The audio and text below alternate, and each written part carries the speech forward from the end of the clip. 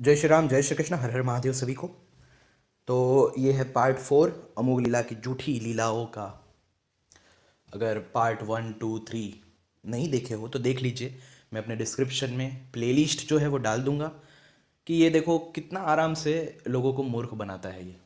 मैं तो अब पक गया हूँ। मैं तो अब पक गया हूँ इसका झूठ सुनते सुनते। और शर्म मुझे उन लोगों पे आती है, रहम मुझे उन लोगों पे आता है जो इसके झूठ को समझ नहीं पाते, जो बेचारे ऐसा मानते हैं कि ये लोग सनातन धर्म का प्रचार कर रहे हैं, लेकिन वो लोग ये नहीं समझ पाते कि ये लोग सनातन धर्म का प्रचार नहीं कर रहे हैं। ये लोग अपना बिजनेस ग्रोथ जो है वो बढ़ाना चाहते हैं। अपना जो इस्कॉनिज़्म है, हरे कृष्णा जो मतलब इनकी कम्युनिटी है, वो बढ़ाना चाहते हैं ताकि आगे जाके ये रूल कर सके। और ये सब जूइश मिशनरीज और ये सब का प्लान है जो लोग समझ नहीं पा रहे हैं। अब देखो, गौड़िया वालों ने ये धंधा शुरू किया था चैतन्य महाप्रभु के नाम पे झूठी झूठी कहानियां लिखकर गढ़ कर।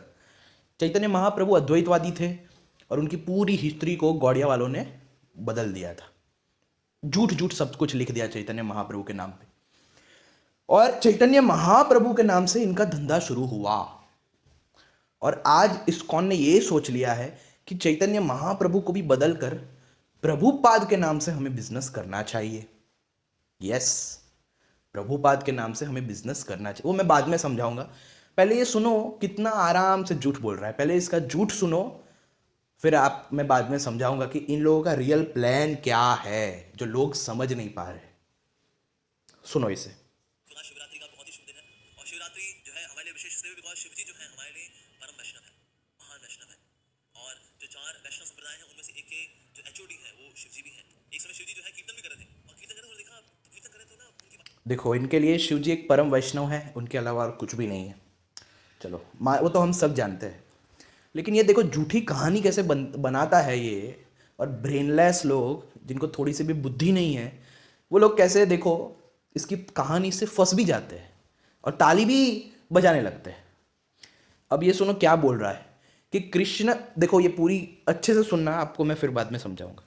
इनकी आंखों में बहुत अश्रु आ रहे हैं। कहते हैं पतिदेव आपकी आंखों में ऐसे अश्रु मुझको नहीं, मैं ऐसा क्या नाम लूं जिसमें आंखों में अश्रु है? या तुम राम नाम लो तो ठीक है। तो ये अब राम नाम का कीर्तन करने लगे लेकिन इनकी आंखों में अश्रु नहीं आ रहे। कहते पतिदेव बोल रहे महादेव जी जो थे वो कीर्तन कर रहे थे और आंखों से अश्रु आ रहे थे। तो पार्वती जी ने पूछा क्यों आ रहे थे, तो उन्होंने बोला राम नाम लो तुम्हें भी आएंगे। लेकिन पार्वती जी ने राम नाम का कीर्तन किया लेकिन उनको अश्रु नहीं आए। फिर देखो, आंखों में अश्रु नहीं आ रहे।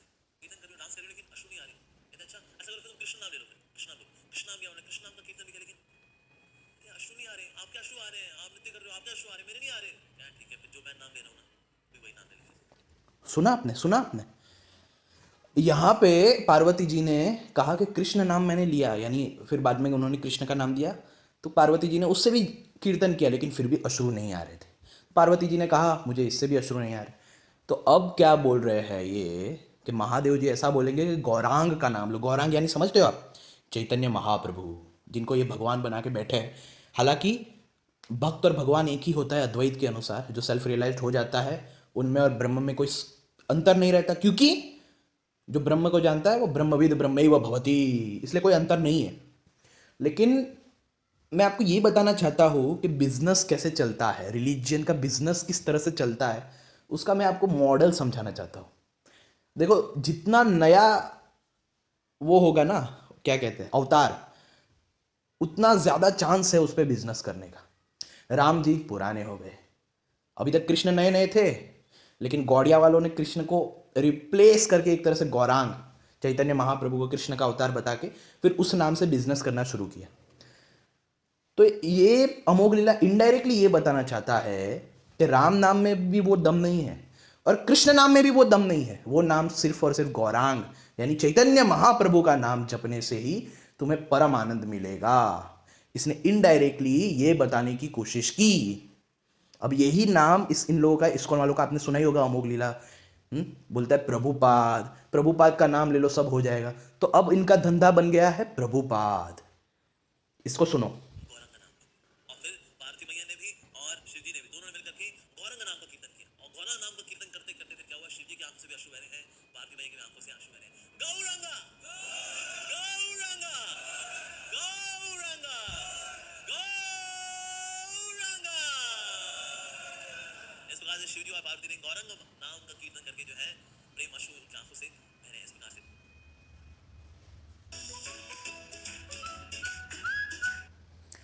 तो आपने देख लिया कि इन लोगों का प्लान क्या है। अब मैं समझाता हूँ आपको और एक चीज़। आप लोगों ने देखा होगा ये लोग प्रभुपाद की बड़ी झूठी झूठी कहानियाँ बनाते हैं, प्रभुपाद ने इतना स्ट्रगल किया उतना स्ट्रगल किया। लेकिन मैं आपको बस इतना कहना चाहूँगा कि प्रभुपाद के गुरु के बारे में सर्च करना। प्रभुपाद के गुरु ने पहले से ही फॉरेन में बहुत सारे इंस्टीट्यूशंस खोल रखे थे, गौड़िया मठ खोल रखे थे। लेकिन आपको जानबूझकर प्रभुपाद को ऐसा दिखाया जाता है, ये इनकी चालाकी है, ताकि आप ऐसा समझो कि प्रभुपाद ने इतना मुश्किल काम कर दिया, इतना महान काम कर दिया, तभी तो आप उन्हें अवतार देख पाओगे ना। इसलिए ये लोग जानबूझकर प्रभुपाद के लिए भी ऐसी ही झूठी झूठी कहानियां आपको बताते हैं। प्रभुपाद ने कोई स्ट्रगल नहीं किया है, सब के सब जूइश मिशनरीज के कहने पे प्रभुपाद और ये प्रभुजीज ने सब कुछ किया है। यकीन नहीं होता ना, कोई बात नहीं, मैं आपको एक लिंक है वो मैं आपको नीचे दे दूंगा, उसमें सारे ब्लॉग में सब कुछ एक्सपोज किया है, क्या हुआ क्या नहीं, जूइश मिशनरीज का क्या षड्यंत्र है, सब कुछ देख लेना आप। तो देखो ऐसी कहानियाँ जब हम बनाएंगे तभी तो सामने वाला यकीन करेगा कि अरे ये तो बिल्कुल अवतार है। हाँ देखो ये इनका चार्ट है, देखो प्रभुपाद को इन लोगों ने, ये देखो ये इतने अवतार बताए कृष्ण के, उसमें से प्रभुपाद को यहाँ पर भक्ति शक्ति का अवतार इन्होंने अपने चार्ट में अभी से ही प्रभुपाद को अवतार घोषित कर दिया है। तो मैं आपको ये क्यों बता रहा हूँ, इसका कारण ये है कि ये लोग जो है ना, अब प्रभुपाद को अवतार घोषित करके अपना धंधा चलाएंगे। मैंने आपको बताया कि अवतार जितना नज़दीक का होगा, यानी जितना नया होगा, धंधा उस पर सबसे ज़्यादा होता है। अभी तक गौड़िया वाले क्या करते थे, चैतन्य महाप्रभु के नाम से धंधा करते थे। लेकिन आपने देखा होगा अब जो अमोघ लीला है उसने प्रभुपाद लीलामृत और ये सब उसके ऊपर वीडियोस बनाने शुरू किए हैं। ये देखो प्रभुपाद लीलामृत इन लोगों ने बुक छाप दी है, मैंने पहले भी आपको बताया था कि ये होने ही वाला है। तो इसमें ऐसी ऐसी कहानियाँ इन लोगों ने गढ़ी है, इन कुत्तों ने, ये देखो ऐसी बहुत एकदम झूठी झूठी कहानियाँ, कि ताकि फिर लोग जो है वो प्रभुपाद पे बिल्कुल डाउट ना करें, प्रभुपाद ने जो भी बोल दिया लिख दिया उसको 100% मान ले। जैसे ये लोग ने चैतन्य महाप्रभु की ऐसी झूठी झूठी कहानियाँ बनाई है, तो चैतन्य महाप्रभु के नाम से जो भी बुलवा दे, जो भी बता दे, वो लोग आराम से मान लेते हैं ना। तो वैसा ही यही चीज़ वो लोग अब इस्कॉन वाले, जो अभी तक गौड़िया वाले चैतन्य महाप्रभु के नाम से किया, वही अब प्रभुपाद के नाम से करने की तैयारी कर चुके हैं, काफ़ी हद तक कर भी रहे हैं। बोलते हैं प्रभुपाद का नाम जपना तो और भी गौलोक के लिए आपको रेडी कर देगा। तो ये सब कहानियाँ वो लोग क्यों बनाते हैं, आपको क्या लगता है? देखो ये प्रभुपाद लीलामृत में देखो क्या क्या कहानी घुसा दी कि an astrologer did a horoscope for the child and the family was made jubilant by the auspicious reading. The astrologer made a specific prediction when this child reached the age of 70 he would cross the ocean, become a great exponent of religion and open 108 temples. तो जैसे आप लोग कृष्ण की कथाएं सुनते हो ना कि ये कर दिया वो कर दिया, फिर चैतन्य महाप्रभु की कथाएं सुनते हो ना, ये कर दिया वो कर दिया, विश्वरूप दिखा दिया, ये कर दिया वो कर दिया, वैसे ही इन लोगों ने भी बनाई है। जैसे बाइबल वालों, ये क्रिश्चियन ने बाइबल बना दी, ये कर दिया, ये सारे लोग ऐसे हैं। अगर आप रामपाल को भी देखेंगे, रामपाल के भक्तों ने पैसे दे के ऐसे, मतलब पैसे दे देते हैं और रामपाल के भक्त ऐसे माइक पे आके कुछ भी बोलते हैं, रामपाल ने मुझे इससे बचा लिया, रामपाल ने मुझे उससे बचा लिया, ये कर दिया वो कर दिया। लेकिन फिर भी लोग नहीं समझते, फिर भी लोग अंधे रहते हैं, तो यही देखने की बात है। ये देखो, वैसे तो कभी सब में डिफरेंस करेंगे, लेकिन अब्राहमिक साजिश के तहत ये लोग देखो कृष्ण का ही अवतार जीसस और मोहम्मद को दिखाते हैं। देख लिया, यहाँ पे जीसस, यहाँ पे मोहम्मद, ऐसी बहुत सारी चीज़ें हैं। मैं आपको बताना चाहूँगा, मैं आपको एक लिंक है नीचे वो देना चाहूँगा, जिससे आप इनके सभी षड्यंत्र को अच्छे से देखिए और समझिए कि ये इन लोगों का रियल में मकसद क्या है। ये सब जूइश षड्यंत्र है, सब के सब जूइश षड्यंत्र है। आपको आश्चर्य होगा, लेकिन इसके ये पता है जिसने भी ये लिखा है ना, वो बहुत सालों तक इस्कॉन में काम कर चुका है, दीक्षित सन्यासी, लेकिन फिर जब उसे सब कुछ पता चला तो वो प्रूफ के साथ इन इस्कॉन के गुरुओं को, इस्कॉन की जो रियलिटी है उसको यहाँ पे एक्सपोज करने लगा, और वो भी प्रूफ के साथ। तो ये मैं नीचे ये लिंक डाल दूंगा, आप हर जगह ये लिंक फैलाइए ताकि जल्द से जल्द लोगों को इनके दुष्ट भरे मकसद के बारे में पता चले, क्योंकि ये ज़रूरी है। इनका बहुत ही बुरा मकसद है। अब देखो एक और चीज़ मैं दिखाता हूँ। मैं बोलता हूँ ना जूविश स्लेव्स है, जूविश स्लेव्स है, आपको क्यों लगता है मैं क्यों बोलता हूँ? इसके आपको वो लिंक है ना, वो पढ़ना आपको खुद भी समझ आ जाएगा। और एक चीज़, ये देखो हरे कृष्णा टीवी, यहाँ पे देखो क्या लिखता है। क्यों मैं इनको जूविश स्लेव बोलता हूँ, रुको मैं बताता हूँ आपको। ऐसे बहुत सारे सबूत है। आपको झूठ बताया जाता है इस्कॉन के बारे में, वो सनातन धर्म का प्रचार कर रहा है। ऐसा इसलिए बताया जाता है ताकि आप उन पर भरोसा करो, उन्हें सपोर्ट करो। जैसे पहले के टाइम में ब्रिटिशर्स, मुगल, वो सब आपके राजाओं को झूठ बताते थे, प्रजाओं को झूठ बताते थे कि हम तो आपके भले के लिए ये सब प्लान दे रहे हैं, आपके भले के लिए ये सब करवा रहे हैं। लेकिन क्या वो हमारे भले के लिए था या उनके भले के लिए था? थोड़ी तो बुद्धि लगाओ। और कुछ ब्रेनलेस और सड़क छाप से भी गई गुजरी बुद्धि वाले लोग मेरे आके कमेंट करते हैं कि कृष्ण का नाम प्रचार कर रहे हैं।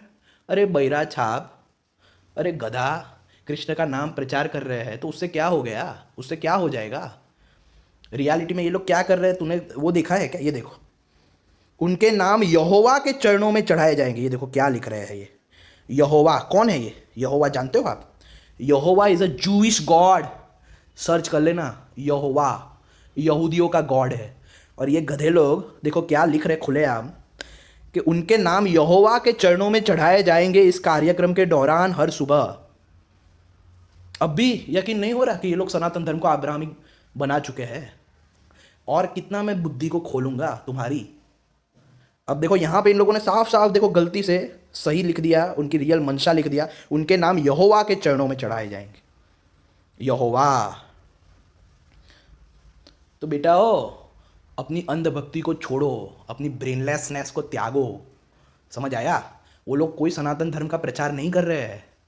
थोड़ी बुद्धि लगाओ। वो लोग ये चाहते हैं कि ज़्यादा से ज़्यादा लोग इस्कॉन कम्युनिटी में जुड़े ताकि उनकी कम्युनिटी और बढ़े और बढ़े। और ये सब कुछ जूइश मिशनरीज खुद चाह रहे हैं।